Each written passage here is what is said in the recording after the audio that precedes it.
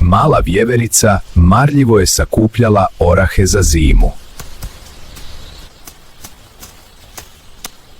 Imam toliko oraha. Biću sigurna cijelu zimu.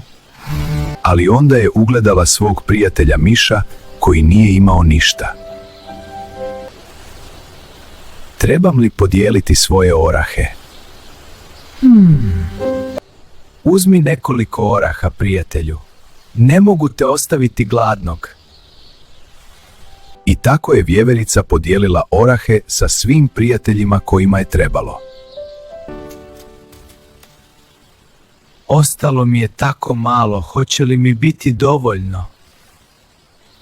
Vjeverica je bila zabrinuta, ali tada se dogodilo nešto posebno. Donijeli smo ti darove. Hvala što si nam pomogla. Svi prijatelji su se okupili i donijeli su dovoljno hrane za sve.